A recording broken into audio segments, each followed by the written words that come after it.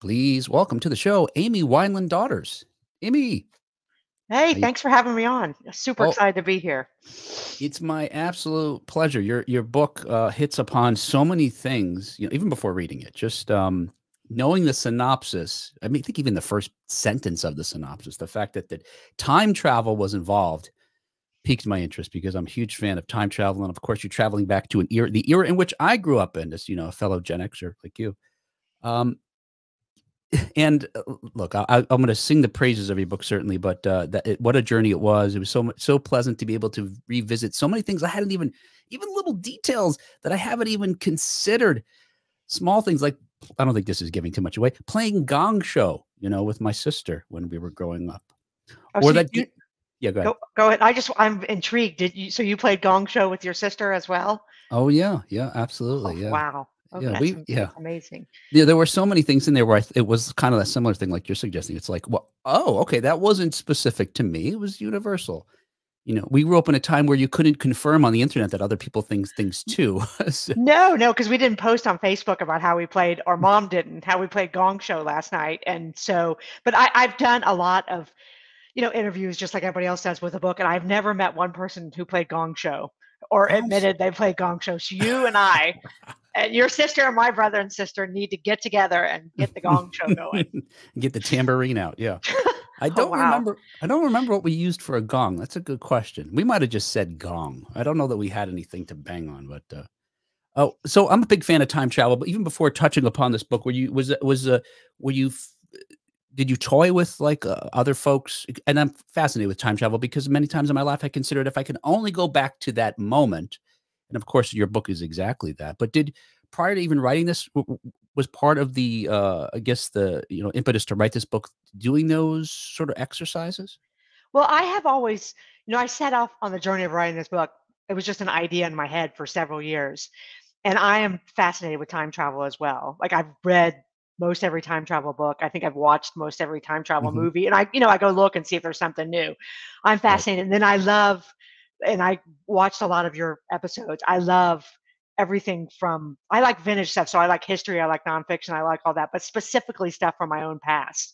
I'm Right. kind of fascinated with vintage items, the Sears catalog. Like, you know, before the internet even happened, I was already looking at. So I think that passion combined with the fact that I wanted to write a funny book about time travel.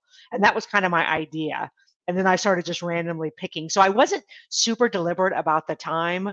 I just wanted to be young enough that I wasn't a teenager yet when I went Mhm. back to my childhood, but I wasn't so little that I wasn't, cognitively registering something. So that's where the idea for the book came from. Yeah. And and again, I love time travel, and I don't know that I would love travel, but I think I would love time travel concept even apart from the fact that fantasizing about being able to do it myself, but the thing that always kept me from taking these exercises too far with my own time travel was this idea of changing my present in a negative way. To think that, oh, I wish I had, said this when I said, or hadn't said that when I should have said this other thing, would automatically take me down this causality path of, but then I wouldn't have the kids I have and the wife I have. And, Right, you right. know, And that's the beauty of fiction, because this book is really kind of a memoir, mhm. wrapped in the tortilla of beautiful fiction that is time travel, which gave me a blank check, really.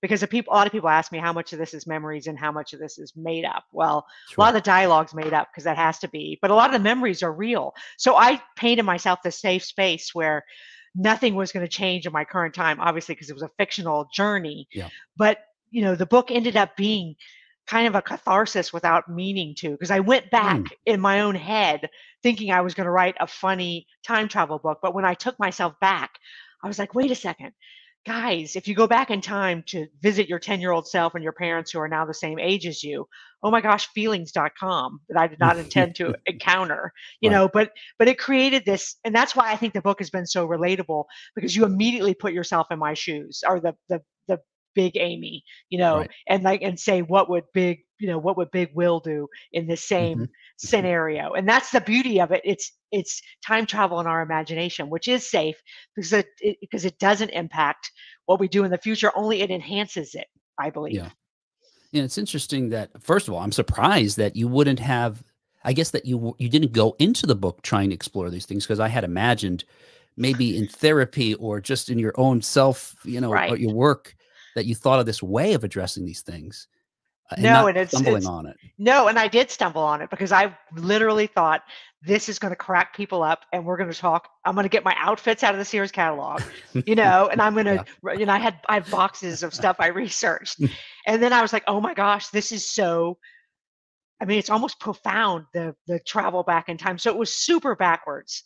I Yeah. think that's kind of my personality, which is, probably not good to admit here and, in this forum, but that's me. So, I'm glad you said it. I did imagine you, rifling through catalogs to pick out some of these outfits, because you do provide the color, uh, describing folks different. And there's a lot of characters that come in and out of it that have very particular outfits in, and I could picture them almost immediately out of some catalog.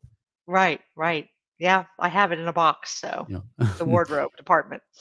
So I think it's interesting, though, throughout the book, you concede that memories are malleable. That and certainly, we've read these studies that we've since had since in decades since, that the more you recall something, the more you write over it and change it, almost like when we would record cassettes with cassettes when we were kids. It starts losing its quality over time and changing and that sort of thing. But that also said, your character Amy in the book, this journey for her, she almost needs to confirm that certain things were true, or as a result of that is, I think you gain insights, but I think also describe as getting some sort of freedom. You're able to let some things go.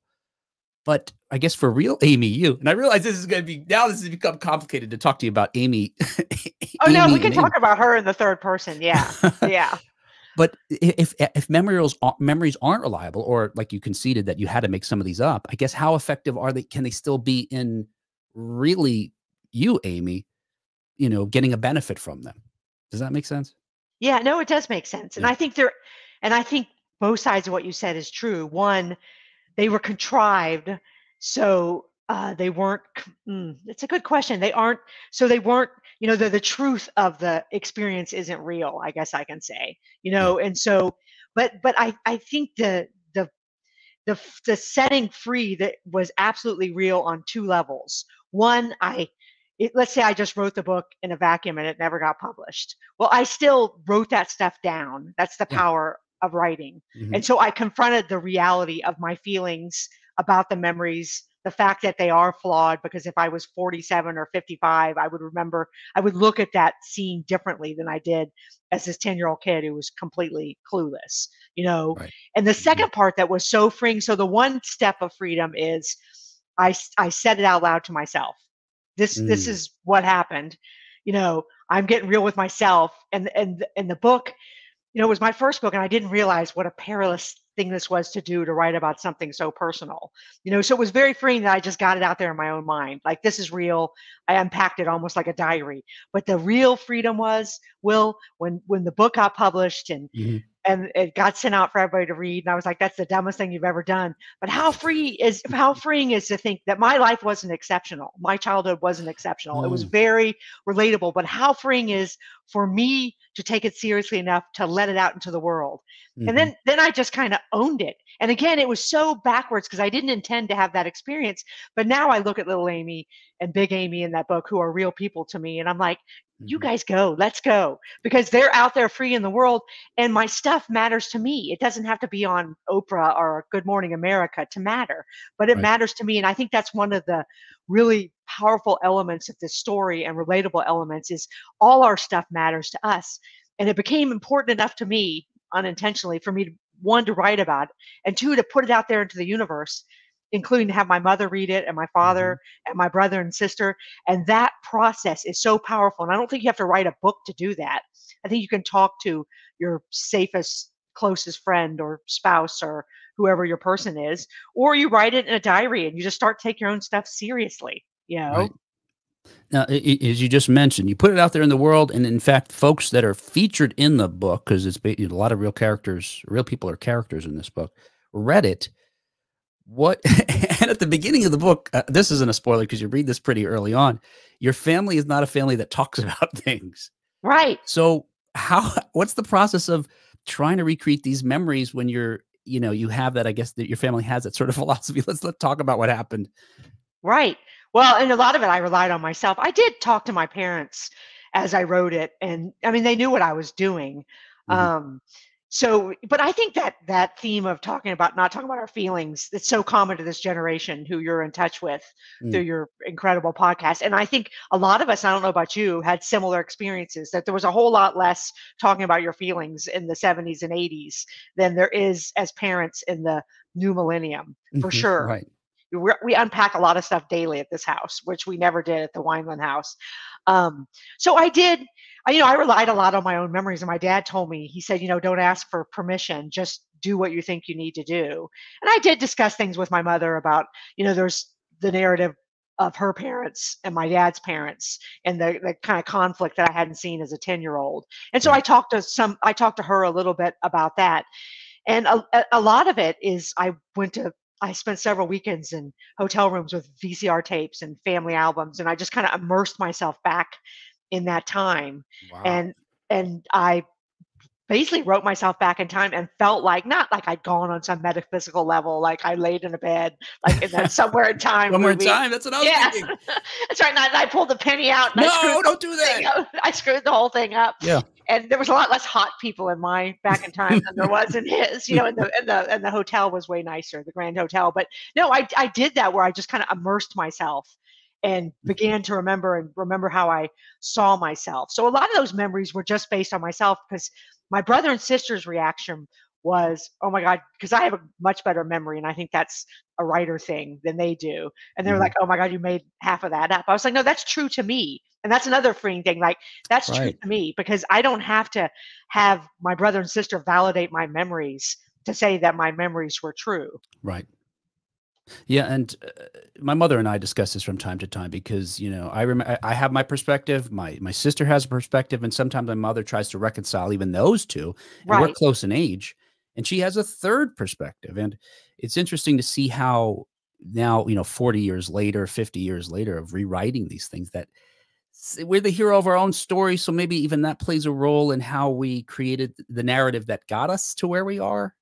Right. Does that make sense? No, and I Yeah. like what you said earlier about how over time we kind of write and rewrite in our own heads. Yeah. And I think that's a survival technique. Not that it doesn't mean you had to survive something horrific to have that survival mentality, but we have Right. to wake up in our own heads every day. And I Mhm. think that's a much more complicated process than we give ourselves credit for. Because we're not just replaying what happened when we were 10. I mean, we've got all these memories that stack up that come up to the moment of February 15th, 2024, Yeah. and I think we rewrite things so we can live in reality, just enough in reality to cope or to find joy, or, to navigate our todays. So, Yeah, and you're right. Growing up in the '70s and '80s, as you said a moment ago, it was the suck it up sort of generation, it's "You're fine." That was right, the right. conversation we had. Right, don't bleed on the white carpet, Yeah. but you'd see an injury and dad be like, "Just get off the white carpet in the dining room, like, go get on the gold carpet or on Right. the fake bricks." Die Um, somewhere else. Yeah. right. Yeah, and we do have, in some points in your book, I felt like you were a little hard on maybe little Amy or maybe big Amy in the sense that you weren't aware of what was going on, or even with had you described little Amy sort of maybe lack of sort of perception or perspective on what was happening with her parents, etc. But you're right, we didn't, and I guess I thought that because it's easy to think that now because we have the vocabulary for it today. I guess to your Right. point, we didn't have that kind of talk about emotions or feelings or that sort of thing. Or That we, right, that my mother was acting out on the fact that she was trying to make everything perfect for her mother, and I was right, I was kind of that kid who's off in a delightful way in some ways, but she was trying to get us all to fit in a box so she could just survive her current situation in the 70s and 80s, and that's what she needed from me, and I was kind of off the chain. And I thought, in rereading the book, I think I was hard on little Amy, but all that narrative about my reaction to myself, my younger self, was based on me, like I said, these series of hotel rooms where I watched these VCR tapes mm, that had been, converted from the old 8 millimeter, you know, Right. camera. My dad had the Super 8 camera going. Mhm. But every time I watched her, I was like, "Oh my god." And those were real reactions to what I saw of Oh, myself when I did the research. And so, yeah, it was hard, but I also think it was just true. I think that was real, and, somebody mhm. else's reaction might have been totally different to their younger self. But what I saw on the tape, I was like, "Oh my god, wow." You know? Yeah. No, I thought little Amy's hilarious. I'd love to know little Amy. She was Me too. hysterical. Yeah. Yeah, and I think by the end of writing the book and by the end of the journey of the narrative of the story, I did realize that little Amy was, somebody. It's almost like, and this sounds so not me, like so psychoanalyst, but it was almost like I found this person within me that I had kind of lost. Like she's awesome, and I hope I'm more like her Mm. than I am like my 52-year-old. I'm not 52. I'm like 55. But I'm just saying, whatever where I am right now. There's so much there was so much or there is so much good in her that can be. That's another thing that happened, that I want to be more like her Mhm. than I was before I started writing the book. Oh, that's interesting to discover some aspect of yourself that maybe you're not harnessing today. But the process of going through the 70s and 80s, we were kind of certain things were beaten down. That we were, and I think, and maybe this is sort of what you're getting at. It even to your point, like your family, you sort of describe it as sort of an exaggerated way of this idea of suburbia and living in a certain box, and anything outside the out of the norm was sort of frowned upon. They sort of stuff you back down. But I think that's a common thing for a lot of us that grew up during that generation. Like, don't Right. rock the boat. Right. No, you fit in the box because, and that's I was this kid who collected baseball cards and read Pro Football Digest, and I turned out I got a business degree and I ended up writing about sports, and then I Mhm. wrote these books, and that was a part of me early on, and I actually think my parents did a great job because I discussed that in one of the chapters, like who's picking all this stuff out because Right. I have the Barbie mansion, which I love, the Sunshine Family, with the weird dad's beard, like creepy dad, and I played with all that. I had the Barbie head, I had the Malibu camper van, but I also had that electronic football set, where Right. you lost the ball and then you had the carpet fuzz in there because you couldn't find it anymore. And my Right. brother and I played Hot Wheels. And part of my story too is I had a brother and a sister. And so I was the middle kid. So I played with all of it. And I was a tomboy. So I got paper dolls with my sister, Barbies with my sisters, my brother and I would play other things. And so I think parents actually did a good job of, turning me into a confident person Mhm. who can play. I'm a mom who has kids, so I could play either thing. I'm good at Nerf guns, and I can do easy bake oven. Yeah. Yeah. Yeah, it's, did you ever figure out how you got all those sports almanacs? Like, who was buying those for you?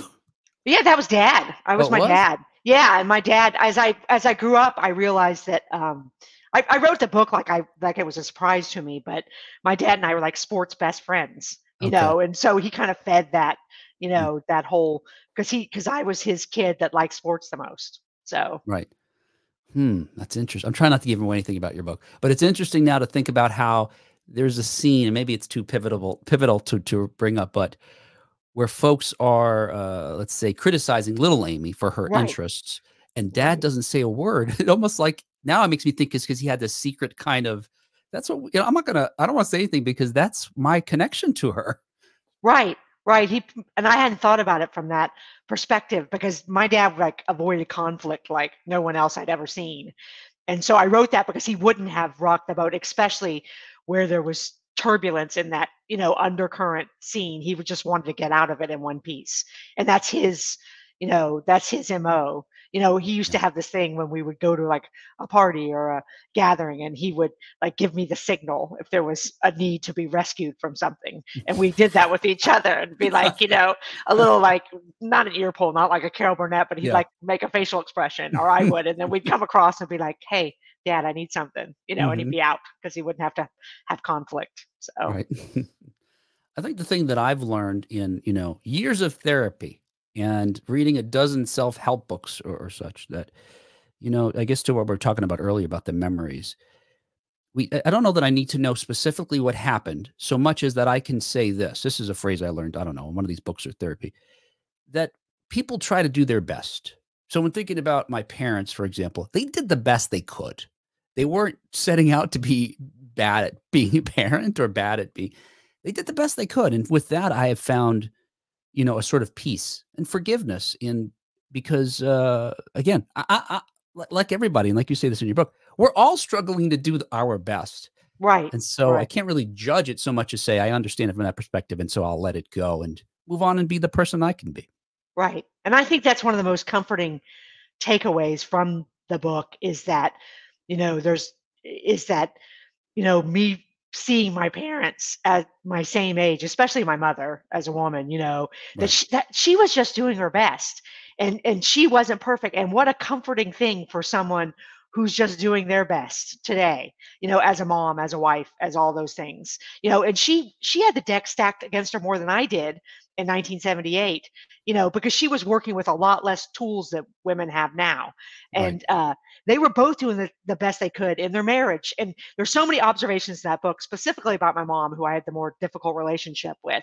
Over and over again, I see her as being someone who's just trying to do her best, and she has way more going on than I Hmm. thought she did. And only as a mother and as a woman and as a grown person could I appreciate that. And that, you asked what my family's reaction to the book was. My mom's favorite part was me investigating, like where's the laundry? That woman just did the laundry, even though all these Hmm. people are in her house, And Right. two, my dad's the best guy because my dad's kind of the hero to all three of their children.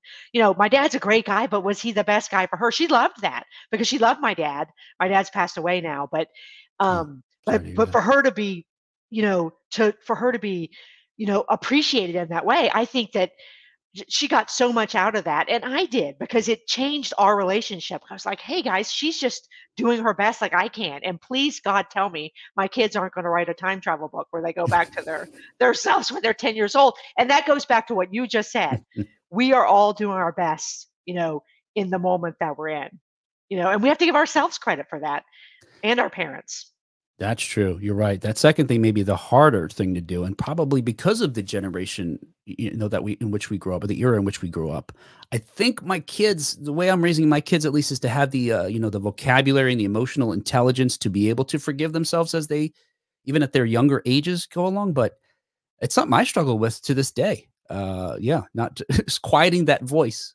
Oh, That absolutely, absolutely. Yeah, I mean, and I think that that's one thing I mean, the process of writing this book helped me with that voice, because I think I just understood myself better afterwards, and just in Mhm. watching little Amy and then watching my reaction to the whole scene. It changed a lot of my relationships Yeah. in a very good way. But I mean, but the process of doing that was scary because I was going to share it. When I shared that book with my people. I was living in Ohio at the time, and I'm from the Houston area, just like the book says. But Right. so the book, I got the book deal. The book was going to be published that following spring, and my friends were like, "Look, you've got to let them read the book." And I hadn't let my family read it. So it was Christmas, Will, and I was down there and I had copies printed. It was before the ARCs even came out, like the galleys. And so Right. I literally did not give it to them for Christmas. I gave it to them and then drove back to Ohio the same day. Like, got my car and was like, Like you set off a bomb and then drove right, away. no, and I just ran. But my friends really made a difference, because the way this played out was they all read the book. My brother and sister loved it. Like the Gong Show scene, Oh.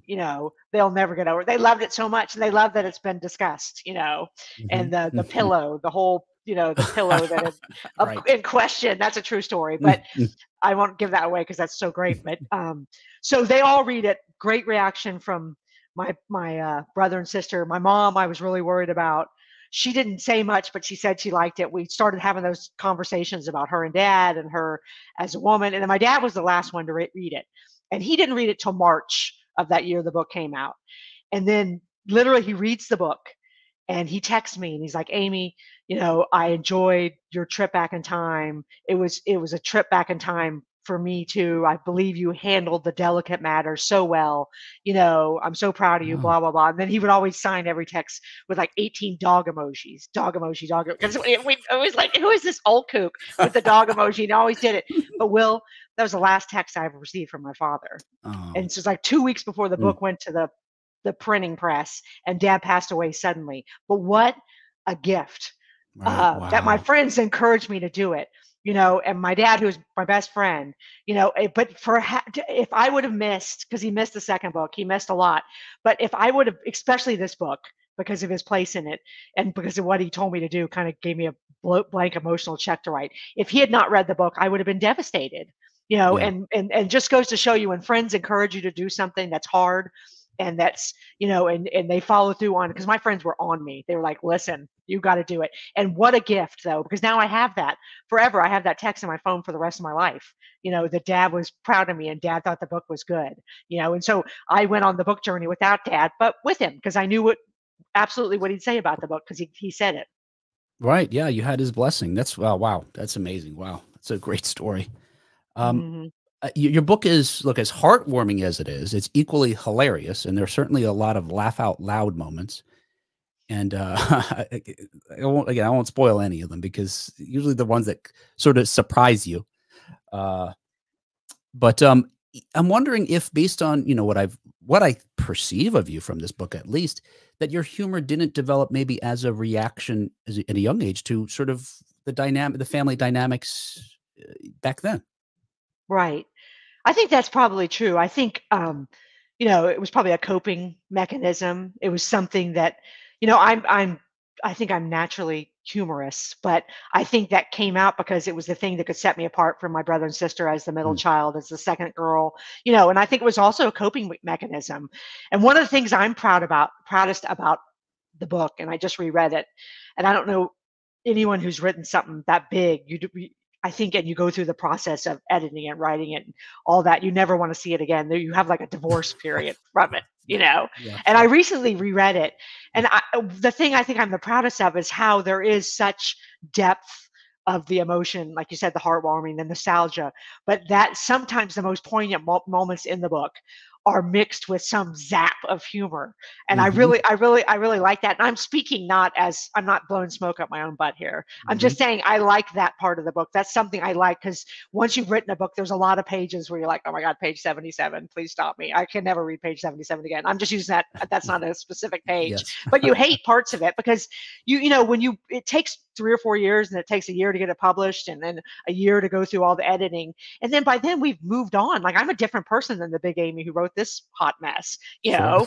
but I still stand by it. But I do like that, the way the humor's woven in with some of the harder parts of the book. Right. And I concur. This book, again, in the facility at which you and we both have a copy, Yeah. at which you write, it makes it so easy to I don't know, not enjoy. There was a word that escapes me now, but it's sort of this nice entry that sort of just, I don't know, pulls you in, I guess to say. Um, Well, thank you. That's a high compliment. I appreciate it. I wonder if this is one of those things, our show, we talk about 1980s pop culture for the most part. And when our show is the best, it's talking about how it has maybe some relevance to today, either the people it made us be or how it's continued to inspire, media of today. But I'm wondering if our kids will be able to or need to look back on their decades in the way that we do, either because technology has supplanted or supplanted, whatever the word is, supplanted. You're a writer, you know words. I Yeah, I think it's supplanted. I'm not. I mean, Supplanted. yeah, Yes, yeah. I'm going to go with that too. Technology supplanted our need to recall things. Uh, so maybe in that sense, I don't even need to have nostalgia in that way, because I could just look it up what I did that day. Or the technology also makes things so, this requirement almost, it seems to go hand in hand with this sort of instant gratification, where things are constantly changing, where I don't even have an interest in what happened prior. What do you think? Man, that's a super, super interesting question. You're right. It's all going to be lined up for them. They're not going to have to go find one VCR tape that has Yeah. one clip, because they're going to have their whole life, on a device that they can recall. So does that take away that? Because I think one of the things that connect us, the reason I'm talking to you, is because we share this love of nostalgia of Mhm. this time, and there's a group of us, on Instagram. There's a group of people that are like-minded and like-hearted. For some reason, this brings us the glow, but has this Right. technology cost them the glow? And I think that's a yet unanswered question. But how sad would it be if that's another thing that this costs our children and our, our next generation?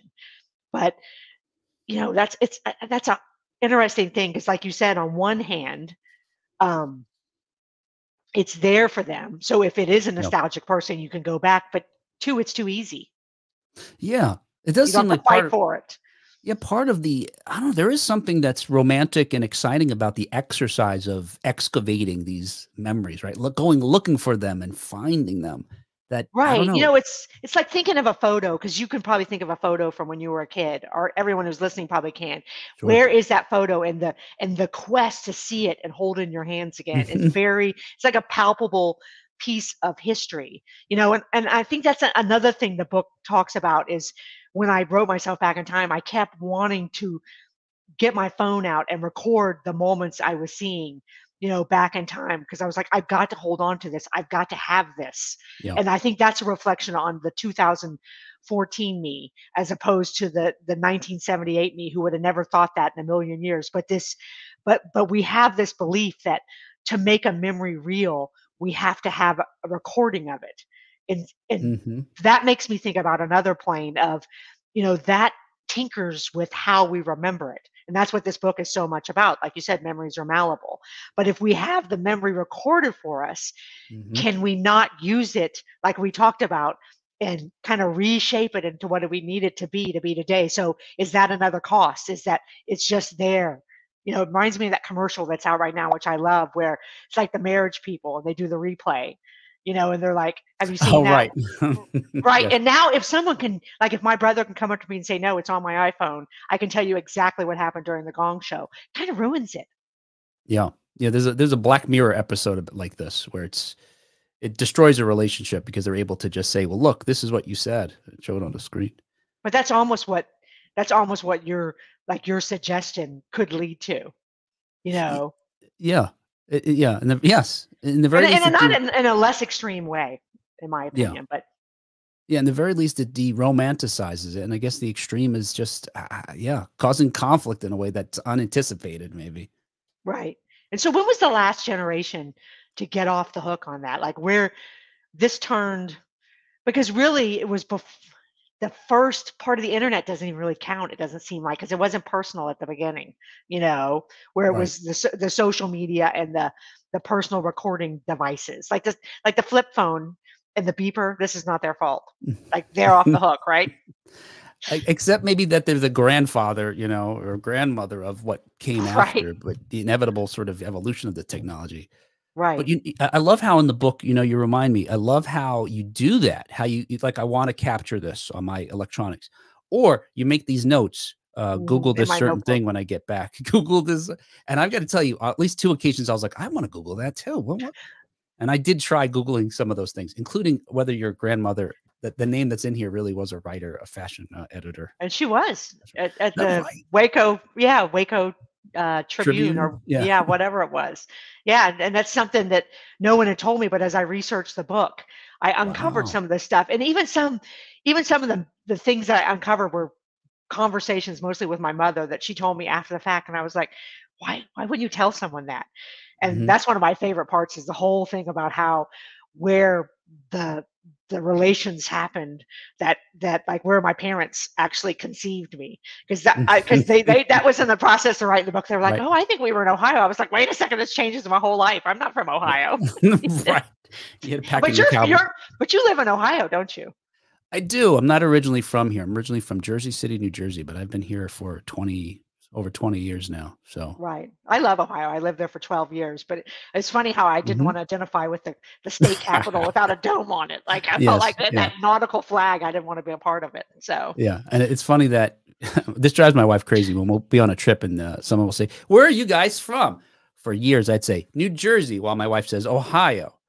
right. And I now will say Ohio in these circumstances, but I don't feel, I guess, so Ohio that I was offended by the comment you made about having to, have chili with cinnamon and turning in your cowboy boots and all that sort of thing. Right, right.